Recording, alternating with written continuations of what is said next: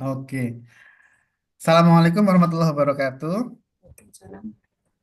Selamat malam teman-teman semua. Selamat bergabung di perjumpaan istimewa bersama para novelis pemenang Sayembara Novel di Media tahun 2024. Dan Alhamdulillah sudah terbit semua tahun 2025. Dan mudah-mudahan upaya kecil ini bisa berdampak semakin luas kepada teman-teman pencinta sastra dan orang-orang yang percaya bahwa sastra adalah obat jiwa dan kita bisa belajar melalui sastra eh, dengan cara yang lebih, menurut saya lebih asik ya Mbak Tri ya nggih. Ya, Juga betul. Lebih. teman-teman semua selamat bergabung, Mbak Zaina Ilmi, dan juga teman-teman yang menyaksikan acara ini di YouTube nantinya akan kami unggah. Oke, ini yang baru bergabung adalah Mbak Senawang Tri, panggilannya Mbak Tri nggih. Ya, Mbak Tri ini telah menulis sekian novel dan juga pasti banyak cerita juga ya nanti, bagaimana mengangkat cerita Raja Erlangga ya. ya betul. Air Langga. Erlangga dan juga nanti bisa berkenalan latar belakang Mbak Tri sebagai novelis itu seperti apa dan mengapa menyukai tema sejarah dan juga eh, mengambil genre fiksi ini menjadi napas Mbak Tri. Dan nanti juga ada Mas Joyo Mulyono, novelnya UX. UX ini mengangkat peristiwa Reformasi 98 ya, prahara salah satu prahara sejarah Indonesia yang pernah terjadi. Nah, ini Mas Ahmad Barul sudah bergabung. Dan juga Mas Ahmad Barul Ulum ini membahas tentang bara ya. Ini banyak hal-hal yang menurut saya bahasa yang digunakan oleh Mas Ahmad Barul sangat berani. Tapi istilah-istilah yang di glosarium ini membantu pembaca awam yang dimana mungkin sekarang jarang kita dengar dan lewat penelusuran sangat serius ya, Mas Ahmad Barul Ulum atau Mehmet Kasyono ini berhasil menulis novel ini ya, menulis novel dalam pusaran api nanti akan kita simak bersama juga. Untuk kesempatan pertama saya serahkan sepenuhnya Mbak Tri untuk bercerita panjang lebar ya. Nah, nanti setelah ini pembicaraan kedua dan ketiga, nah setelah itu teman-teman boleh bertanya kepada salah satu atau salah dua atau semuanya boleh menanyakan eh, dari novel yang telah ditulis dan telah terbit begitu. Suara saya sinyalnya jernih ya Mbak Tri ya? Jernih. Dengar. Oh iya Kedengaran. mungkin Ya, di perjalanan Mas Ahmad belum jadi apa namanya terputus-putus. ya. Mungkin masih di jalan, jadi biasanya sinyalnya nggak stabil Di biasanya. Mbak Tri monggo berkenalan dulu, nanti setelah Oke, berkenalan memaparkan hasil penulisannya tentang oke. kisah Raja Erlangga Cokro Manggilingan. Ini menarik sekali. Cakra Monggo. Manggilingan. Ah, Hmm. ya, terima kasih. Assalamualaikum warahmatullahi wabarakatuh. Selamat malam semuanya. Perkenalkan nama saya Nawang Tri. Ada yang panggil Nawang, ada yang panggil Tri, terserah. Saya pendidikannya S1 bahasa Jepang ya. Jadi waktu itu novel pertama saya itu yang sejarah itu adalah sejarah Jepang. Saya awal menulis itu sebenarnya sejak kecil karena saya suka nulis buku harian, nulis kalau sekarang itu istilah journaling ya. Kemudian saya suka menulis memoir. Jadi saya suka itu menulis cerita di buku harian saya itu seperti cerita tokohnya saya, kemudian ada teman-teman saya. Jadi akhirnya suatu saat itu menjadi sebuah cerpen. Nah, itu awal mula saya menulis. Kemudian saya suka membaca sejarah dan karena saya sejak kecil itu tinggal lebih dekat dengan nenek, nenek itu selalu ceritanya cerita wayang ya, jadi peperangan di wayang atau kayak Arjuna, Sri Kandi dan sebagainya itu membuat saya berimajinasi untuk menulis ulang ceritanya. Jadi kadang kalau saya mendengarkan ceritanya Mahabharata, saya nggak pengen ceritanya seperti itu, saya pengennya seperti ini. Itu saya ngarang sendiri, nulis sendiri di buku tulis gitu dulu itu.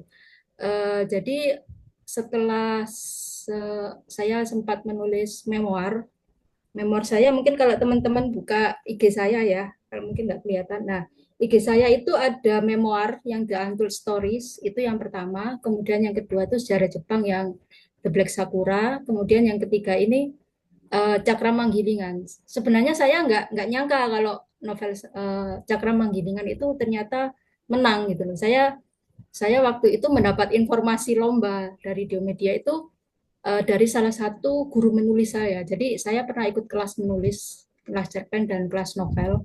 Dan salah satu mentornya itu mengirimi saya lewat pesan WA. Coba deh kamu uh, nulis fiksi sejarah lagi, kan kan yang The Black Sakura udah terbit tuh. Kamu nyoba nulis lagi yang lain gitu. Waktu itu baru saja seminggu saya kirim ke penerbit yang Black Sakura. Jadi saya waktu itu nggak kepikiran sama nulis apa gitu. Akhirnya secara nggak sengaja saya itu melihat logonya Universitas Airlangga. Wah ini kayaknya seru nih, saya coba baca biografinya dulu deh. Itu saya baca di Wikipedia dulu. Saya dibaca di Wikipedia. Kebetulan saya tinggal di Sidoarjo kan. Sidoarjo itu sempat disebut sebagai salah satu kawasannya Kerajaan Kahuripan. Dan memang ada beberapa peninggalan yang mungkin sudah berupa puing-puing itu Kerajaan Kahuripan. Kemudian pusatnya itu kan di Gunung Penanggungan, dulu disebutnya Pawitra, makanya di novel saya sebut Pawitra. Jadi Pawitra itu sekarang Gunung Penanggungan. Jadi saya riset membaca dulu, kemudian bulan Februari kebetulan ada event menulis 30 hari. Saya coba menulisnya menjadi mini fiksi. Jadi Januari itu setelah saya sekilas membaca, kemudian melihat di YouTube Airlangga itu ceritanya seperti apa dari A sampai Z. Kemudian saya bayangkan gimana kalau saya masukin tokoh fiksi sebagai prajuritnya Airlangga. Jadi eh, perspektif saya melihat dia sebagai raja saya gitu. Akhirnya saya coba menulis itu selama sekitar seminggu itu menjadi mini fiksi. Kemudian saya tulis lagi menjadi cerpen dan cerpen itu akhirnya menjadi perbab perbab dari novel saya itu. Waktu itu saya belum belum bilang iya saya ikut ke mentor saya, tapi saya coba nulis dulu. Kemudian ternyata di perjalanannya saya menemukan banyak versi dari biografi Airlangga ini. Itu sempat saya membuat saya bingung. Dan ternyata di bulan April ada Rumah Budaya Sidoarjo itu membuat workshop atau seminar yang membahas kerajaan Airlangga mulai A sampai Z. Itu saya jadi kayaknya memang novel ini ditakdirkan untuk terbit deh. Soalnya kok jalannya saya nemu aja gitu loh. Nemu bukunya di perpustakaan. Jadi saya nggak beli bukunya. Saya ya di YouTube, saya ikut seminarnya. Kemudian saya dimasukkan ke sebuah komunitas sejarah.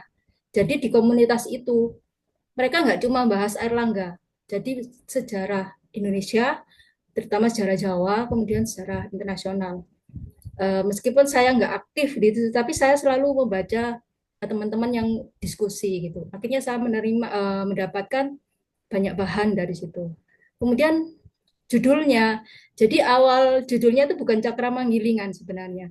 Judulnya itu cuma Sandiakalaning Kahuripan. Jadi senjakalanya Kahuripan ketika Kahuripan itu dibelah, bukannya menjadi dua kerajaan yang kuat, tapi mereka malah saling perang dengan saudaranya sendiri itu. Sampai akhirnya jenggalanya itu lenyap, kemudian yang berjaya yang Kediri, kemudian jadi Singosari, kemudian menjadi Majapahit itu.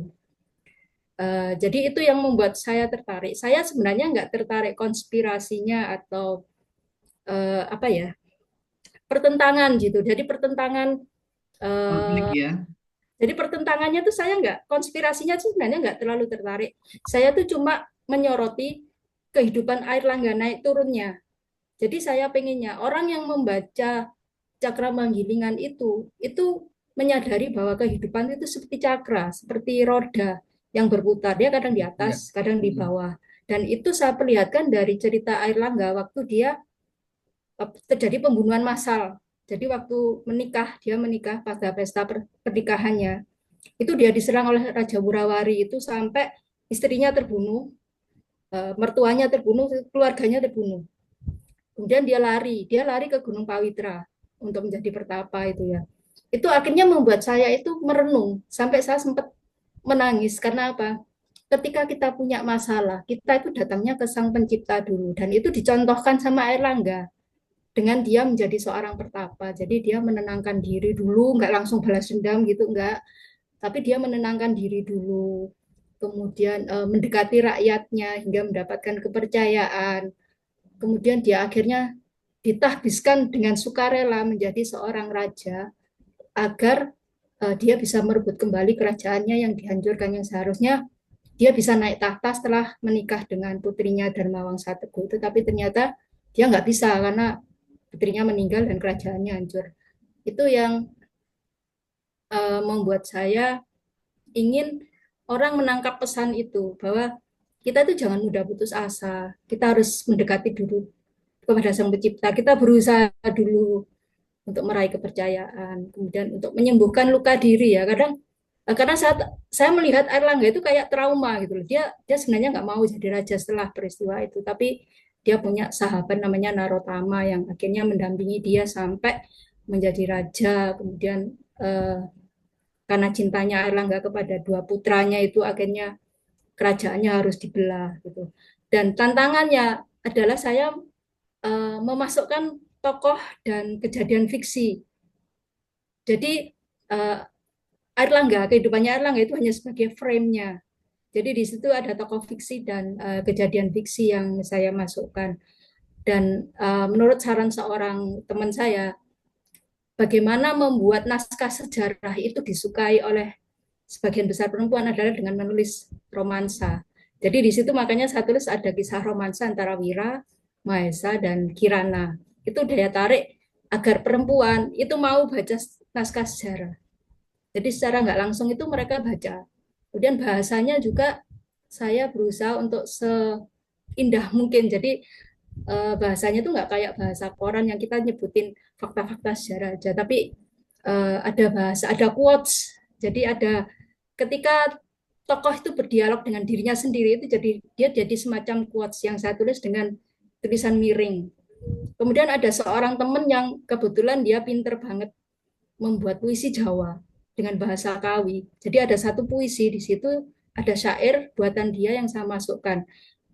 Jadi dia mencampurkan antara bahasa Indonesia dengan bahasa Kawi itu waktu adegan Wira memberikan satu lontar isinya itu puisi dan setelah itu Wira pergi gitu. Jadi itu yang ada beberapa pembaca yang mengatakan itu enggak mudah dilupakan gitu karena bahasanya itu indah sekali dan saya berterima kasih banget karena dia bersedia puisinya saya kopas gitu.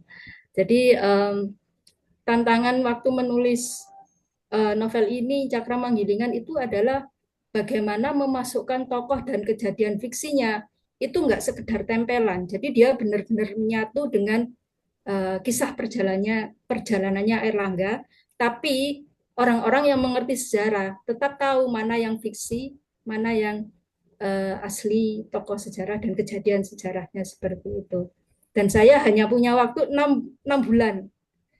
Jadi waktu saya mendapat informasi itu di awal Januari 2024, saya langsung riset menulis mini fiksinya, kemudian menggali lagi kehidupannya Airlangga sampai akhirnya tepat tanggal 30 Juni sekitar jam 8 malam saya baru kirim novel draft naskahnya dan saya kaget banget waktu menang karena saya merasa novelnya itu masih banyak kekurangan sekali gitu. Tapi apa ya? Mungkin karena belum banyak yang membahas tentang Airlangga karena selama ini orang-orang ngambil latar belakangnya mungkin Singosari, Kediri, Majapahit. Tapi Kahuripan itu setahu saya jarang banget karena memang saya akui bahannya itu memang jarang dan susah banget. Nggak seperti Majapahit yang sudah banyak menulis, kemudian Singosari juga Kediri. Jadi itu pengalaman saya waktu menulis Cakramanggilingan gitu. Oke, Mbak Tri, ini menarik sekali teman-teman bahwa kalau kita ingin mewujudkan sesuatu, alam raya akan mendukungmu Betul mewujudkannya. Jadi sekali. ini novel alkemis ya, Paulo Coelho bilang seperti itu dan semesta membuka jalan bagi Mbak Tri. Ya, luar biasa. Saya merinding loh di balik kisah penulisannya. Jadi itu yang setiap kali sama menulis saya selalu berdoa begini. Kalau memang novel ini ditakdirkan untuk terbit, saya pasti nemuin jalannya. Saya pasti dikasih jalannya. Dan itu memang udah 2 kali terbukti gitu loh. Waktu The Black Sakura itu kan sejarah Jepang abad Hmm. ke-16 Iya, iya. dan itu agak susah juga karena saya harus nerjemahin teks asli, kemudian berdiskusi dengan salah seorang dosen sejarah Jepang. Tapi waktu saya berdoa, tolong ditunjukkan jalannya, sesulit apapun saya pasti bisa. Ternyata memang kayak dibuka gitu aja gitu loh. Makanya saya apa ya juga merinding gitu loh. Kok tiba-tiba jalannya kebuka gitu kan? Ya. Begitu. Ya, kami saat juri mengabari saya, kan kebetulan kita divisinya editorial sama juri kan terpisah ya. Itu memang perlu semuanya perlu revisi ya kan ya. Dan Mbak Tri jadi lebih bagus kan novelnya ya kan ya dari draft Iya, awal. betul sekali, jauh sekali. Iya. Oke, ini teman-teman pasti menyimak banyak pertanyaan dari novelnya Mbak Tri. Cokro Manggilingan. Ini bentuk novelnya. Saya ingin menunjukkan kepada sebentar saya spotlight dulu. Gitu.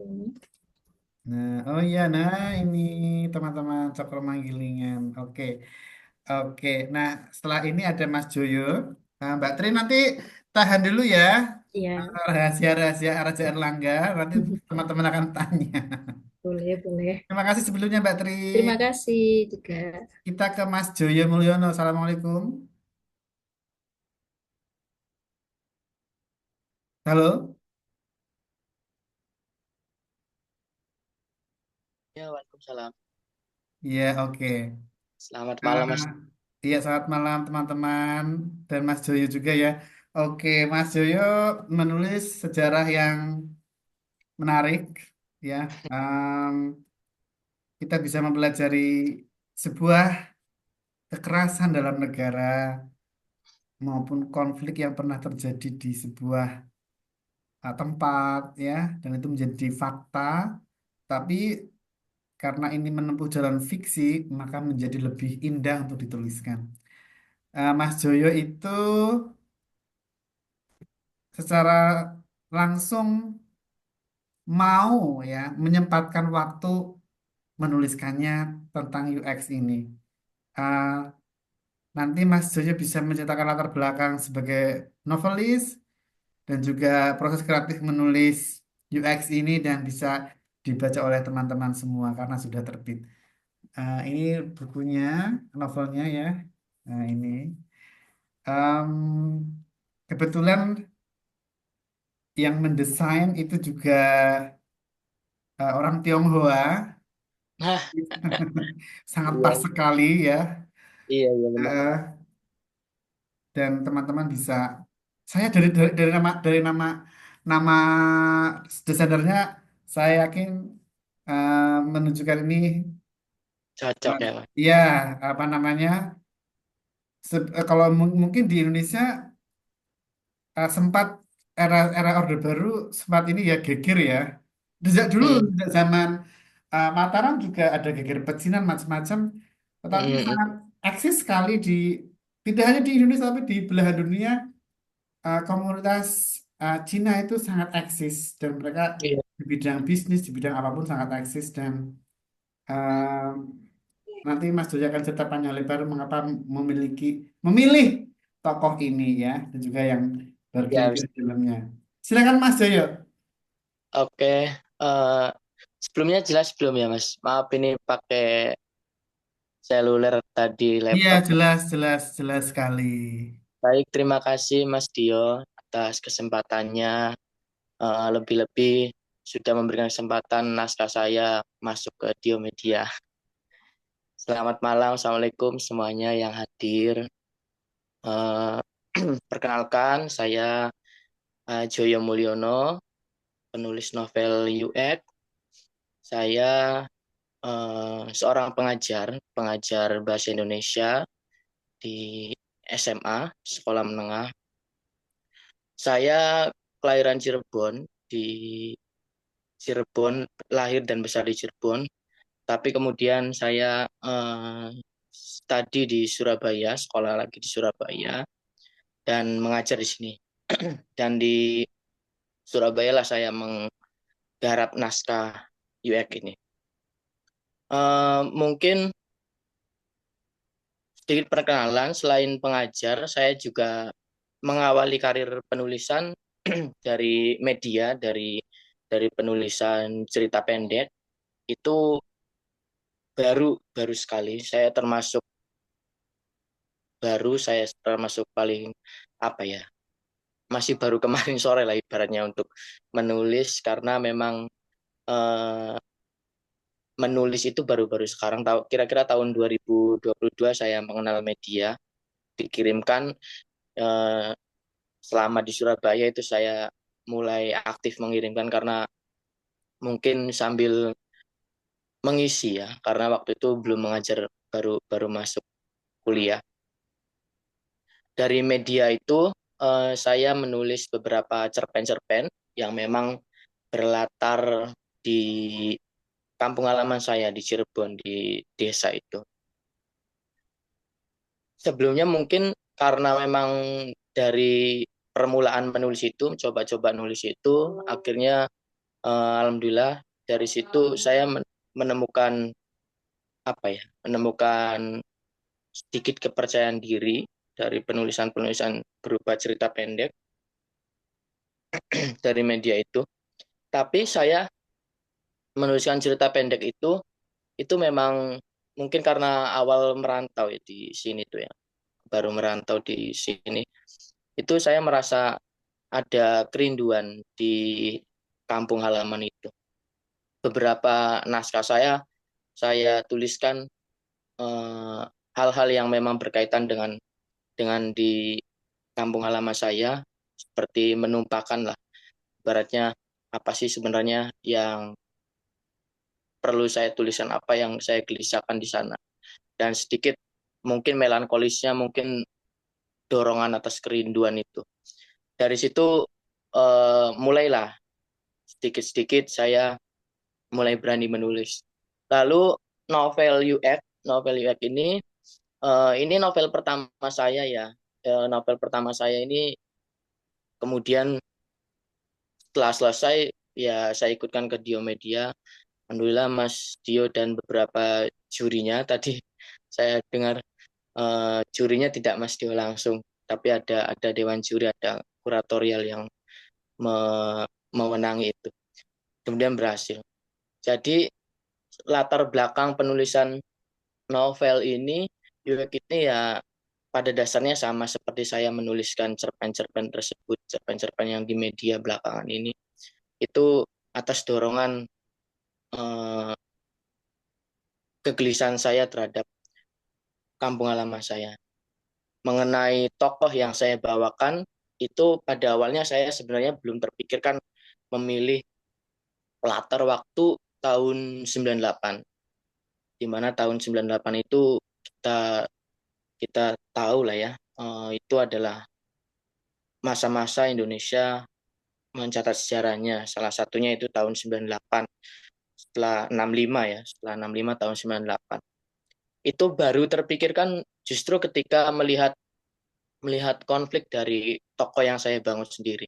Jadi di daerah saya itu di Cirebon, letaknya di Desa Jagapura ya. Mungkin teman-teman atau yang sudah membaca novel saya, itu akan bolak-balik saya libatkan latar tempatnya itu di desa saya dan lingkup kecamatan itu bolak-balik situ.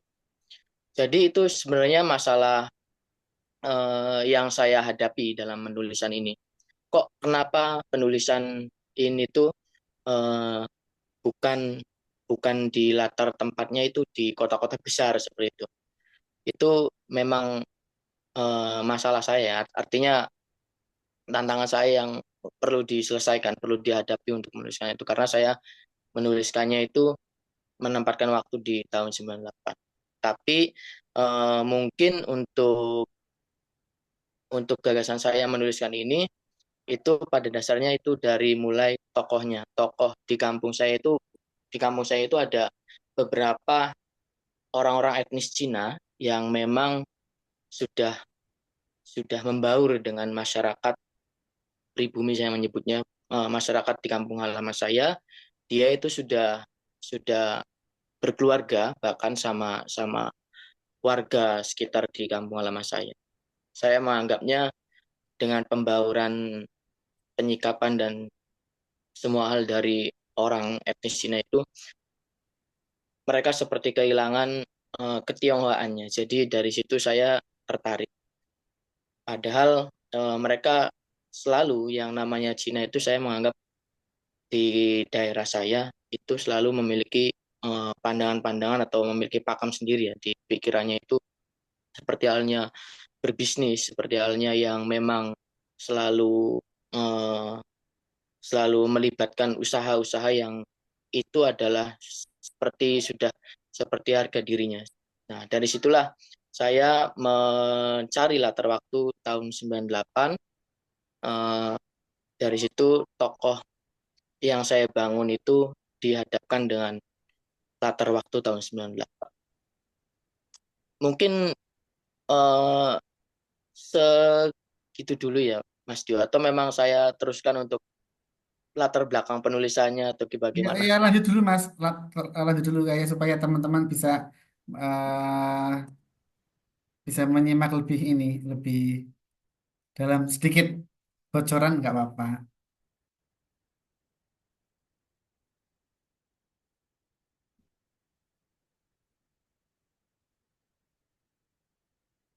Halo,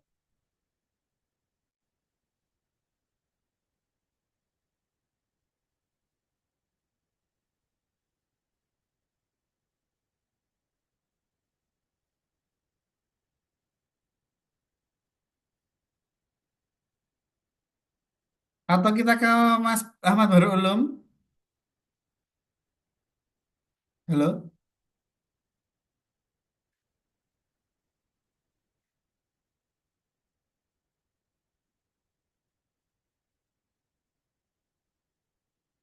Mas Ahmad Baru Ulum.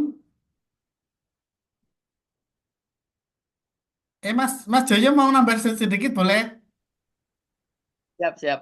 Maaf Silakan tadi nambah. terlempar kayaknya. Ya, nambah sedikit lagi Mas. Ini Mas Ahmad Baru Ulum mungkin belum on. Silakan nambah latar belakang dan sebagainya. Siap, Silakan. siap. Oke, oke. Ya, jadi pada dasarnya di novel saya ini, di novel Yuek ini, tidak banyak menyoroti kerusuhan ya. Kerusuhan 98 yang pada mainstreamnya eh, tema 98 itu memang kerusuhan di ibu kota, di beberapa kota. Tapi memang di Cirebon itu hasil riset saya temukan itu tidak terjadi kerusuhan. Di daerah Cirebon, Indramayu sekitarnya itu tidak terjadi kerusuhan. Jadi saya bagaimana caranya menempatkan nuansa 98 yang terdampak kerusuhan tapi tidak pada latar tempat yang saya ambil. Tapi tokoh tersebut mengalami mengalami apa dampakan yang memang cukup cukup dianggap serius dalam hidupnya. Itu yang saya tekankan dalam dalam novel saya. Itu juga bagaimana saya menuliskannya ya. Artinya banyak ya. Saya kira novel-novel yang menceritakan tahun 98. Dari penulis-penulis besar sampai eh, teman-teman yang lain juga banyak yang menggarap tema 98. Tapi saya menganggap itu saya jangan di situ. Mungkin nanti pembaca saya akan mainstream. Jadi saya anggap saya bergeser di tempat latar yang tidak tidak terjadi kerusuhan langsung, tapi bagaimana tokoh saya tetap terdampak atas peristiwa tahun 98 itu. Itu tokoh yang saya bangun dan latar yang saya tekankan ya di UX itu. Jadi konfliknya di situ. Meskipun revisi kemarin dari Diomedia itu ada penambahan, saya mendapatkan kesempatan itu untuk menambahi di beberapa bagian serta bab baru ya, yang mungkin nanti akan menambah nuansa tahun 98-nya, tapi riset saya tetap bagaimana tokoh itu berdampak secara langsung, bukan bukan dari kerusuhannya, berangkatnya itu berangkat dari terdampaknya. Kira-kira seperti itu. Dan penulisannya karena saya berangkat dari media-media, dari penulisan media di koran, di cerpen-cerpen media, di media-media seperti Jawa Pos, Kompas, ID, dan yang lain, saya memiliki banyak referensi dari teman-teman penulis ataupun yang senior itu referensi teknik-teknik penulisan ya. Dan teknik itu juga saya merasa eh, mendapatkan ilmu di situ. Dan saya merasa tuangkan juga di novel saya. Jadi saya di novel UX ini itu eh, berkaitan dengan judulnya ya. Mungkin teman-teman juga agak eh, aneh mungkin menyebutnya ya dari judul tersebut.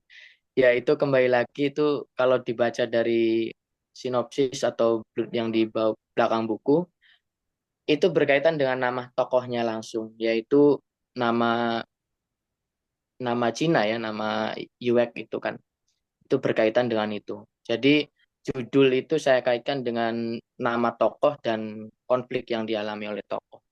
Kemudian terkait teknik penulisan, karena referensi saya dari cerpen-cerpen yang saya pelajari dari menulis di media, itu saya menuliskan dengan cara kalau per tokohnya itu seperti saya suarakan. Itu kalau di teori ternyata namanya teori polifonik katanya. Itu saya beberapa terinspirasi dari tokoh-tokoh, artinya penulis-penulis yang saya anggap menginspirasi lah gitu ya.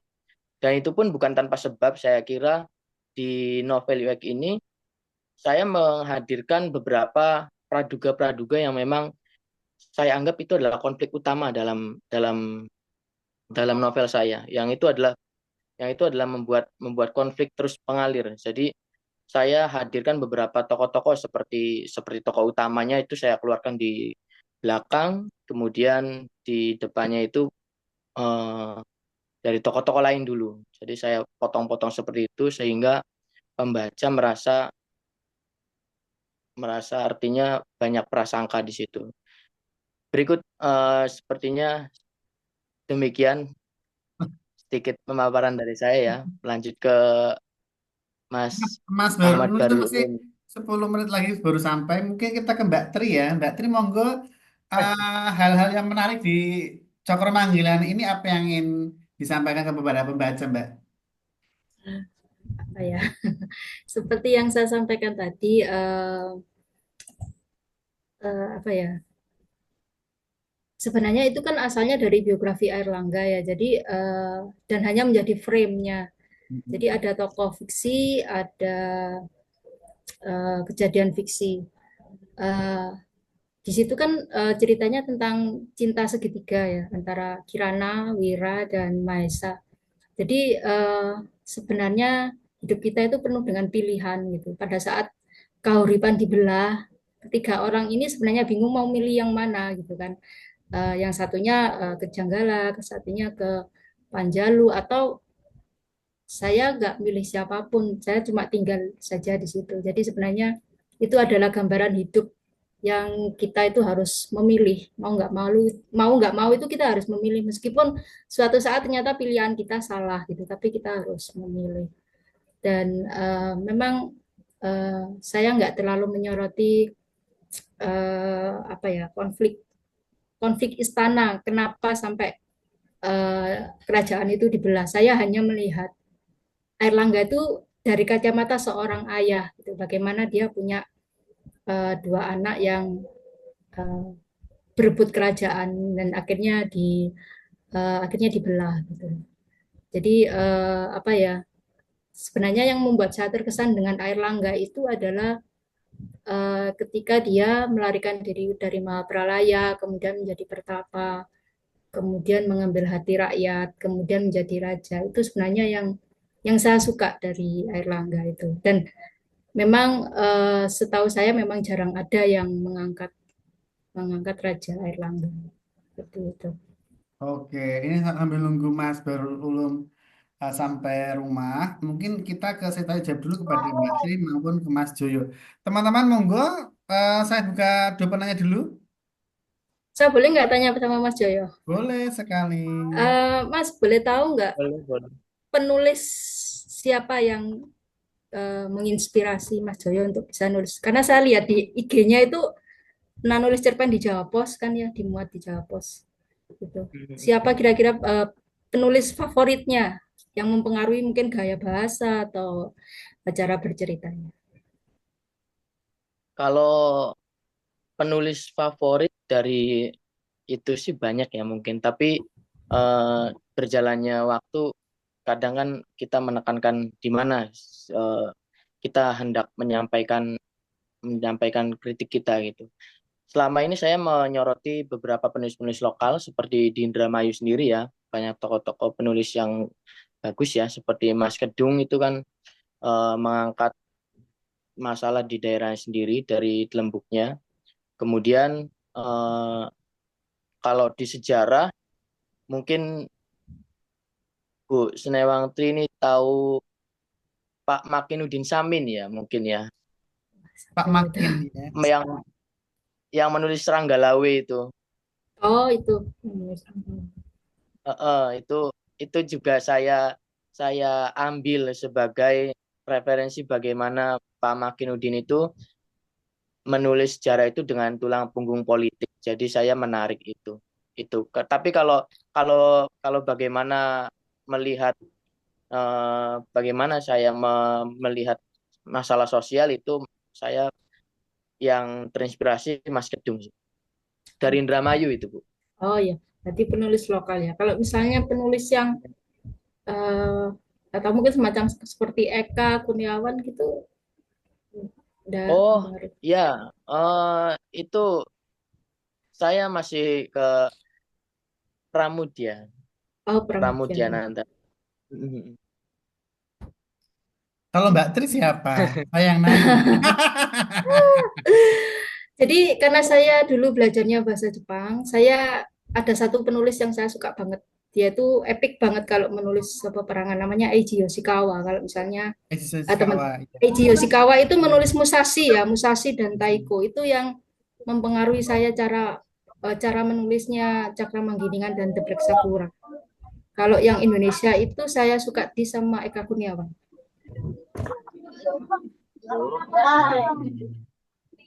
Iya, iya, iya. Oke, Um, mm, mm. Mas Mehmet Kasino sudah bisa bergabung atau masih di jalan? Ya, kedengeran nggak suaranya, Mas? Iya, tapi kurang jelas sih, sereweng-sereweng. Oh, kurang jelas ya, masih dalam kereta ini. Tapi sudah bisa kok, sudah lumayan kok, sudah lumayan. Ya, paling suaranya aja ya. Ya, Iya, oke, kita skip dulu ke pertanyaan-pertanyaan, tapi kita akan menyimak pemaparan dari Mas Ahmad Bahrul Ulum atau Mehmet Kasino. Ini dulu mau pakai nama Mehmet Kasino, saya nggak mau. Karena di naskah Ahmad Bahrul Ulum, lah kok berubah? Karena sudah diumumkan. Iya. Monggo Mas. ya nggak apa-apa. Oh, oh. Ya, Assalamualaikum warahmatullahi wabarakatuh. Waalaikumsalam. Waalaikumsalam warahmatullahi wabarakatuh. Selamat malam semuanya, sehat-sehat ya, di tempat masing-masing. Halo. Ini saya bersyukur banget bisa bertemu eh, teman-teman di sini yang hebat-hebat. Aduh, ini semuanya suhu-suhu ini tulisnya. Aku ini karyanya jelek mas kok bisa juara aku gitu. Suaranya masih kedengeran. Suaranya agak ini ya, kecil gitu. Tapi Halo, kedengeran suaranya kok. masih kedengeran. Kedengeran, yang penting kedengeran. Kedengeran. Iya, jelas Mas, jelas. Ya, ya perkenalkan nama saya, nama di KTP Ahmad Baru dulu, nama panggungnya Mehmet Kasino. Kenapa saya menggunakan Mehmet Kasino itu? Mehmet kan nama panggilan pas merantau di Kota Malang. Kemudian Kasino itu singkatan. Jadi Kasino itu kasih sayang orang tua. Oh, kayak saya orang tua kasino. Iya, iya, iya, iya, iya. Oke. Dan dan ya, pertama-tama saya ucapkan terima kasih banyak kepada Video Media, Mas Tio selaku founder dan Video Media telah menerima karya saya, novel saya yang menurutku sih ini jelek. Jadi mau kirim itu A4-nya itu kan 60 halaman, suruh direvisi jadi 150 halaman. Waduh, agak berat. Cuma saya ada keinginan kalau saya sudah diterbitkan, entah itu terbit apapun, nanti kedepannya menurut saya akan lebih baik. Akhirnya penerbit Geomedia ini berkenan menerbitkan karya saya ini yang jelek. Yang kedua, kalau bicara fiksi sejarah, tidak terlepas dari peristiwa masa lalu. Jadi kalau yang dalam Pusaran AB ini menceritakan tentang sisi lain di balik revolusi Indonesia.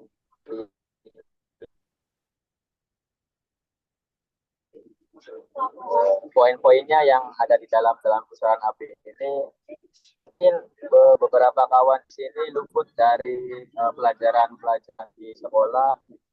Sebelum 17 Agustus Soekarno-Hatta menyatakan kemerdekaan di Jakarta, di Cirebon juga menyatakan kemerdekaan terlebih dahulu, yaitu pada tanggal 15 Agustusnya. Saya sedikit menceritakan itu, latar belakangnya dan motif-motifnya dalam Pusaran AB. Kemudian beralih dengan kesemangatan proklamasi di Cirebon itu terdengar sampai di Indramayu ya. Jadi pemuda-pemuda Indramayu, laskar yang mendukung kemerdekaan Indonesia 100% itu sangat senang karena kalau ia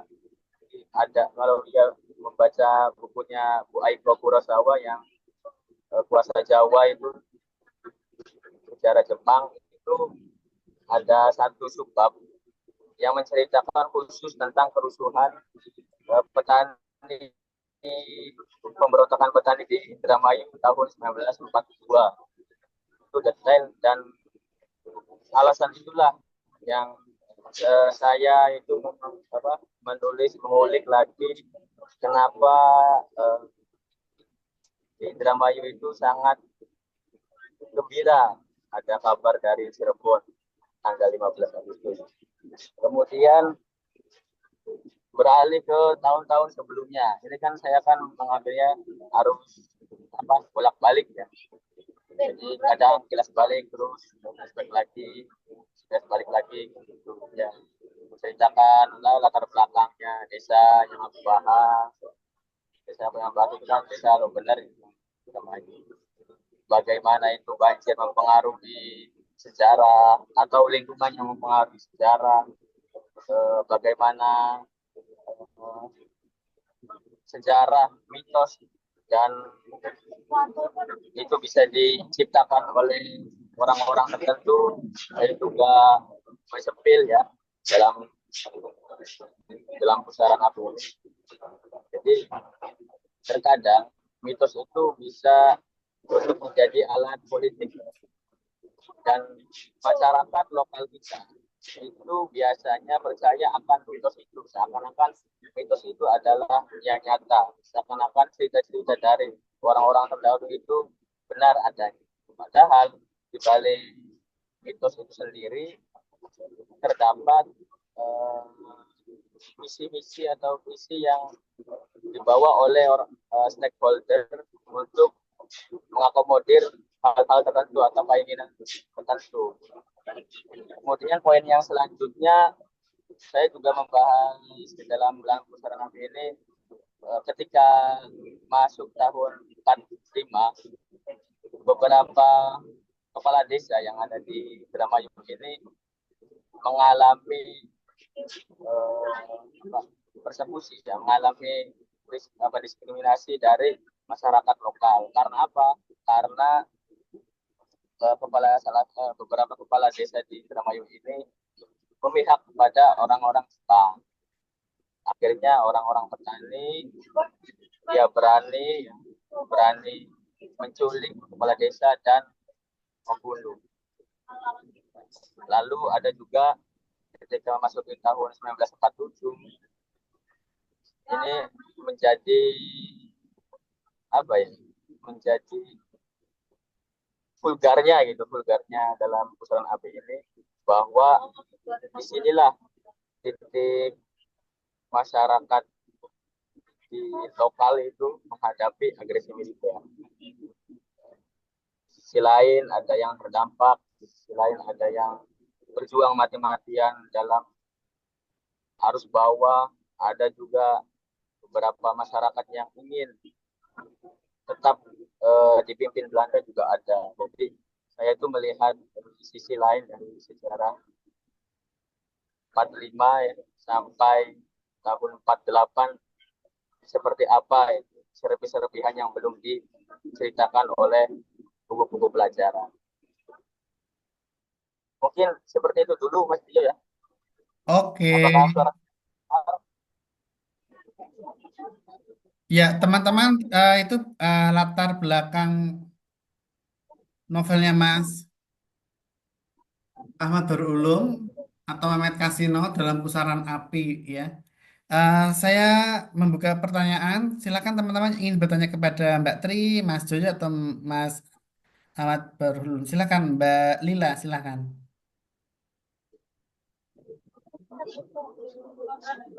Iya, Assalamualaikum warahmatullahi wabarakatuh. Waalaikumsalam. Saya mau bertanya kepada Mbak Tri. Oke, silakan. Oke, monggo. Saya belum membaca novelnya, tapi saya mendengar cerita Anda itu sangat tertarik sekali. Mungkin apakah karena saya suka sejarah atau gimana? Cuman ketika saya mendengarkan Mbak Tri bercerita itu seperti ikut apa ya, mengikuti ke dalam ceritanya Mbak Tri kayak gitu. Apalagi kalau Terus baca novelnya ya. iya, jadi penasaran isinya. Eh, ada pertanyaan dari saya. Itu tokoh dalam novelnya Mbak Tri itu fiksi atau nyata? Maksudnya tokoh yang ditulis Mbak Tri itu tokoh nyata yang ada dalam sejarah itu, masa Erlangga itu, atau itu fiksi dari yang Mbak Tri apa ya, Yang saya ciptakan dalam tulis itu novel kan. itu? Iya. Oke.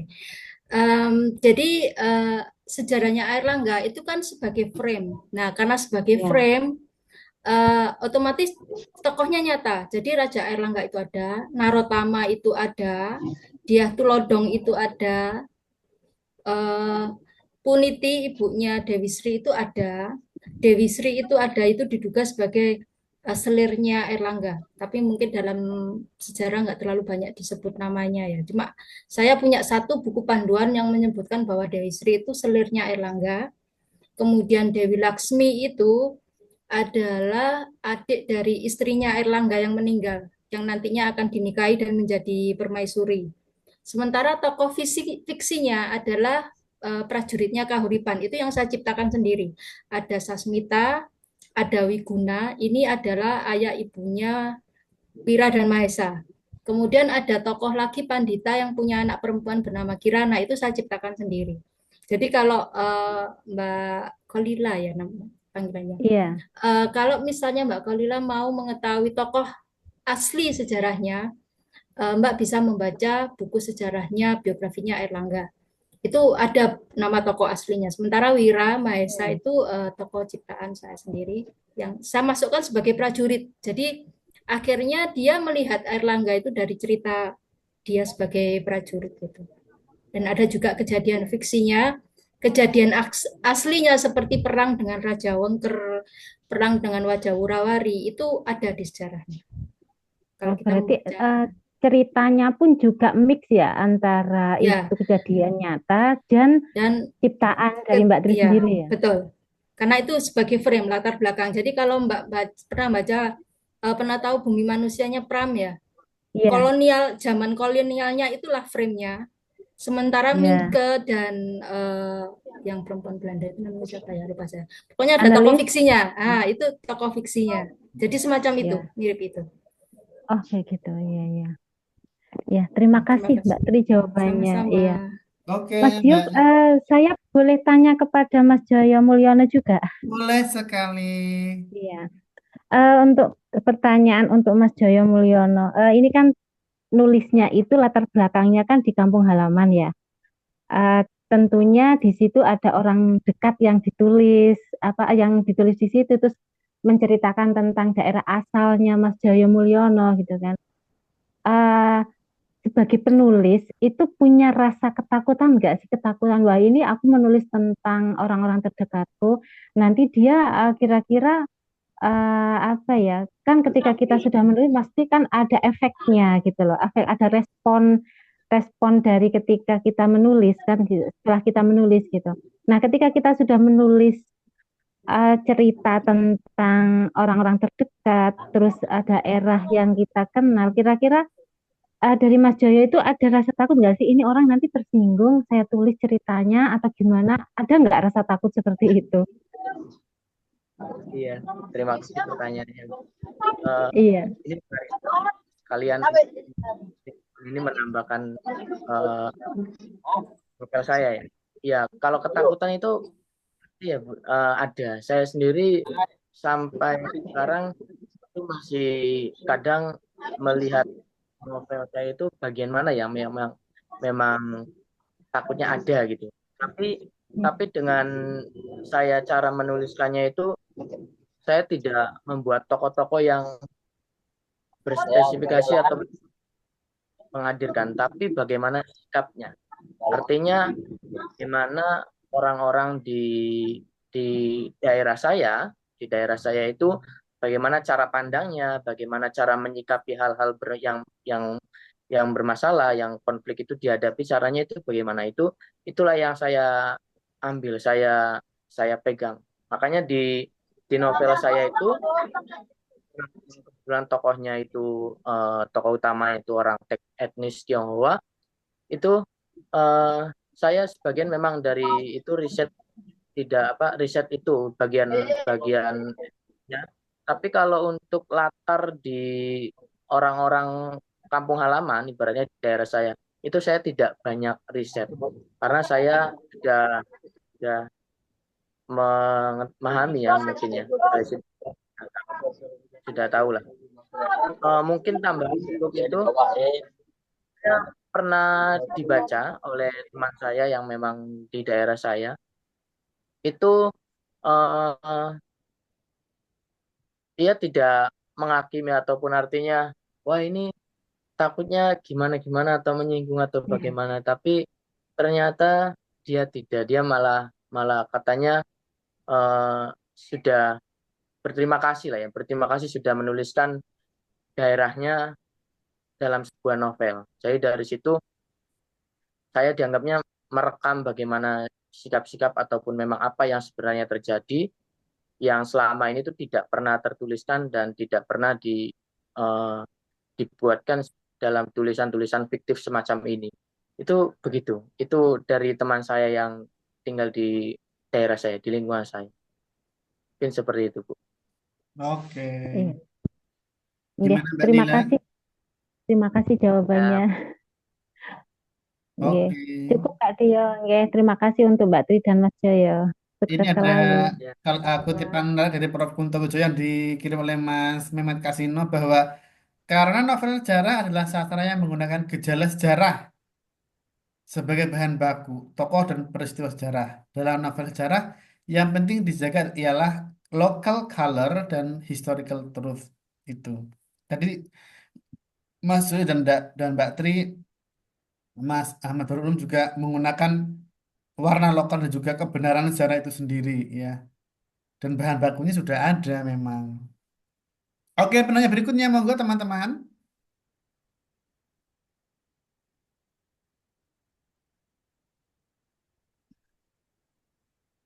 Bu Sri Nurwati kayaknya mau nanya ini. Monggo Bu.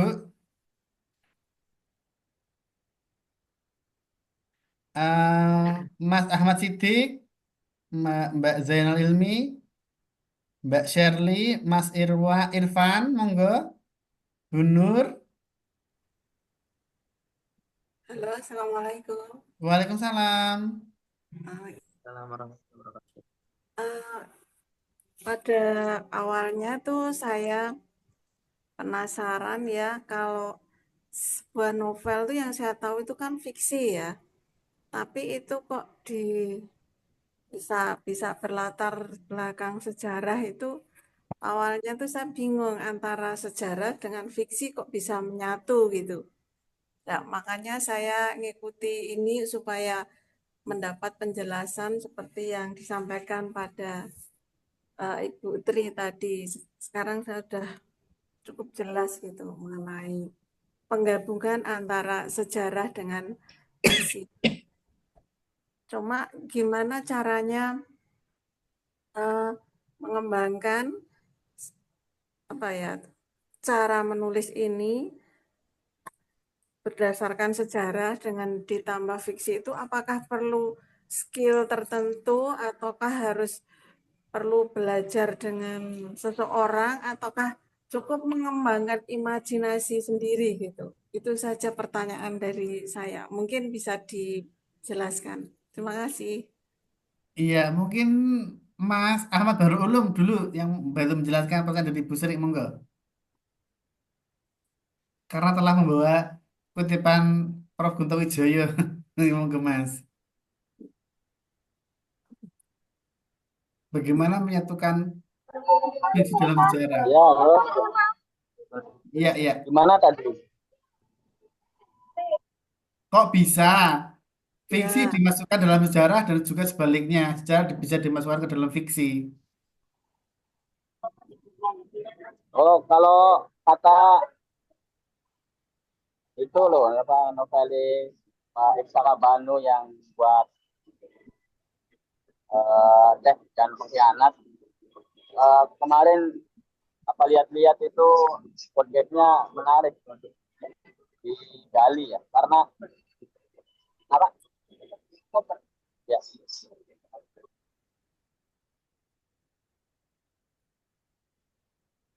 Iya, gimana terus? tidak jelas ya suaranya. Putus-putus.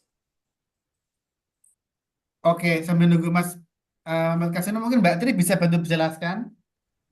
Em, Gimana ya? Itu sebenarnya yang salah salah satu yang penting adalah imajinasi kalau menurut saya ya.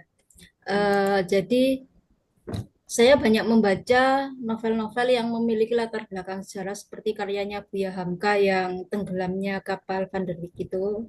Kemudian Pram, Pram itu saya baca cuma sinopsisnya aja. Tapi saya tahu kalau latar belakang yang digunakan sejarah dan ada fiksinya. Jadi pada saat kita mengetahui suatu suatu peristiwa sejarah, kita berimajinasi seandainya kita berada di situ gitu loh. Jadi pada saat misalnya seperti kerusuhan 98 ya, bagaimana kalau saya saat itu ada di situ. Nah, itulah yang menjadi cerita. Kemudian seperti Erlangga gitu. Bagaimana kalau saya sebagai Kirana, sebagai prajurit perempuan yang seharusnya di garis belakang tapi malah di depan gitu loh. Kemudian saya membayangkan bagaimana kalau prajurit perempuan itu beriringan dengan prajurit laki-laki, kemudian dia harus memanah dan sebagainya. Jadi itu yang bermain adalah imajinasi. Eh, Tantangannya memang supaya fiksi itu tidak menjadi sekedar tempelan, tapi benar-benar menyatu dengan peristiwa sejarahnya itu saya kira memang ada trik khusus, tapi yang bagi saya yang paling berperan adalah imajinasi. Itu kalau menurut saya sih. Oke, kalau menurut Mas Joyo, Ya, Mas.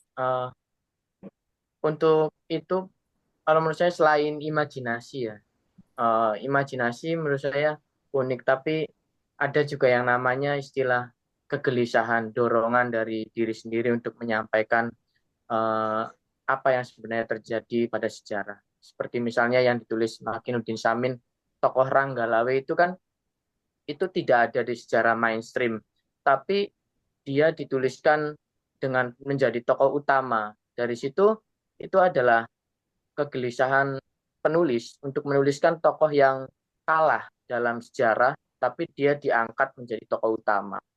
Kemudian di novel saya juga di tokoh UF, itu kan tokoh etnis Tionghoa yang sudah melebur dengan warga-warga lokal ya, pribumi itu di daerah saya, di desa saya.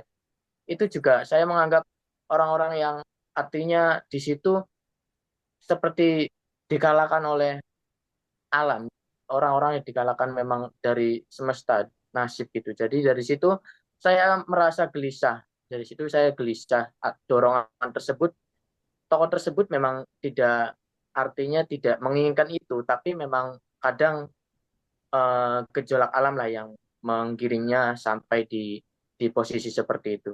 Mungkin di Pram juga saya membaca beberapa eh, seperti yang disampaikan Putri itu tadi, tokoh Minke itu adalah tokoh imajinatifnya, tokoh fiksinya, tapi frame-nya itu tetap di masa-masa kolonial itu.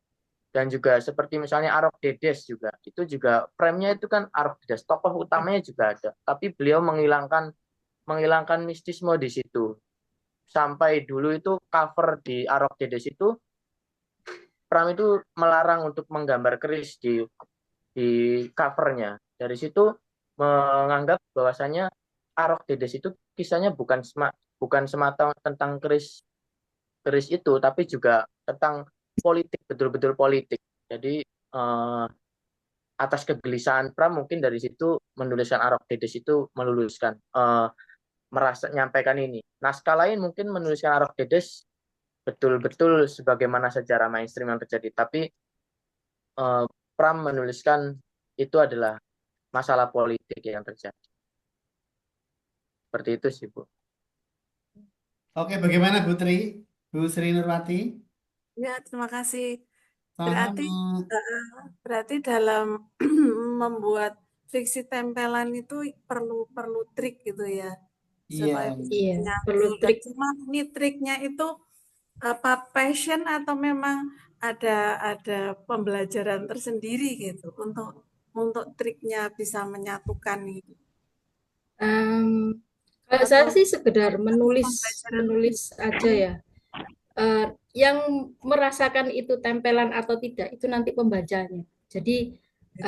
ketika saya menulis, saya punya teman yang bisa saya jadikan tempat diskusi. Apakah menurutmu ini sudah melebur atau baru tempelan aja? Itu saya perlu perlu berdiskusi dengan seseorang yang bisa diajak diskusi untuk proses penulisan itu. Bisa mentornya, bisa guru menulis atau uh, teman yang memang dia tahu proses menulis. Kalau itu dari saya sih triknya. Oke. Berarti ada mentornya juga ya Kak. Saya pernah ikut kelas sih soalnya. Oh Jadi gitu. setelah kelas novel itu Ya, dia kemudian menjadi teman saya diskusi untuk masalah kepenulisan. Seperti ya. itu. Terima kasih Kak. Sama-sama. Monggo penanya berikutnya. Mas Zainal Ilmi.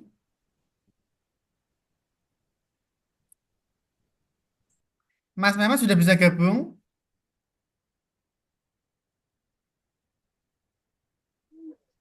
Ya, halo. Ya, ini lebih jelas ini. Ini udah turun stasiun. Oh, ini perjalanan kemana, Mas? Perjalanan kemana, Mas?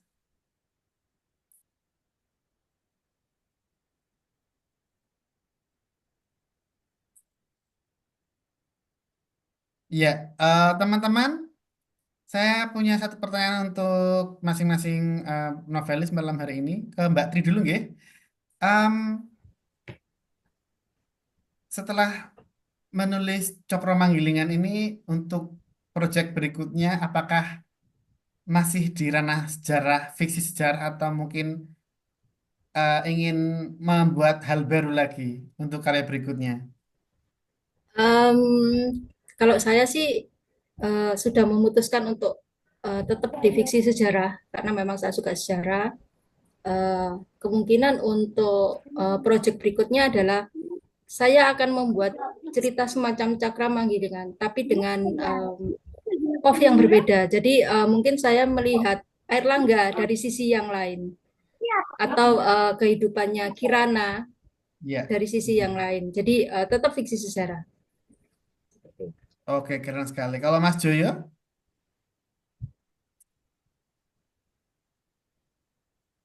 Iya Mas. Untuk sejarah agaknya belum belum ya. Untuk garapan yang sekarang itu eh, belum untuk di sejarah lagi. Saya Oke. lebih menekankan ke permasalahan sosialnya. Makanya saya tadi lihat event Geomedia kan ngadain lagi ya Mas ya. Yang itu yang apa namanya? Temanya apa itu yang terbaru Keluarga. itu kan Setiap keluarga punya cerita. setiap keluarga punya cerita. Itu sebenarnya saya ada naskah tapi baru mulai. Jadi agaknya tidak itu. Tidak bisa. Jadi di situ saya mulai menggarap itu. Jadi jauh dari sejarah sih sebenarnya lebih ke konflik masalah sosial, masalah rumah tangga di situ eh, yang yang sedang digarap, tidak di sejarah. Oke, terima kasih. Kalau Mas Mehmet Kasino? Ya, halo. Nah, suara jelas sekali, Mas. Iya, tadi headsetnya jatuh. Aduh. Oh iya, ini Ini perjalanan lagi kemana? Banyuwangi, Mas. Oh, ke rumah Enggak, siapa? ini ke ngater emasku, mertuanya. Oh iya, berarti hampir 15 jam ya. Iya, Mas. Aduh. Maaf nih, Saya pernah agak ke sana. terganggu. Saya pernah Gimana? naik kereta ke Banyuwangi, luar biasa lama tapi menyenangkan. Dan saya ngisi workshop di dua pondok pesantren waktu itu, ngisi workshop menulis. Oh, iya, iya, iya. Ya, silakan. Ya, Untuk tadi ya silakan. ya tadi apa ya? Kurang kok. Proyek berikutnya, apakah masih ingin meneruskan fiksi sejarah atau punya proyek baru, Mas? Wah, iya jelas. Kebetulan saya tuh kalau ya itu apa latar belakangnya dari sejarah. Jadi dari aku lulusan dari ilmu sejarah sini apa Malang. Jadi insya Allah aku mau lanjutin. Oh, keren sekali. Nah, Oke. Apa yang iya. akan dilanjutkan untuk proyek berikutnya? Sejarah apa? Eh, Fiksi, Pemberontakan petaninya mungkin yang pembuatan masa petaninya. Jepang.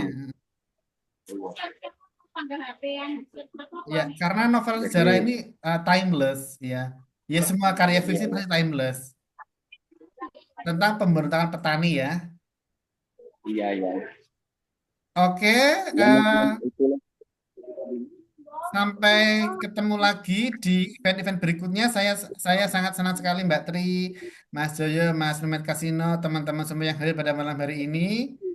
Eh, Mungkin kita foto bersama dulu ya teman-teman. Boleh. Kita akhiri.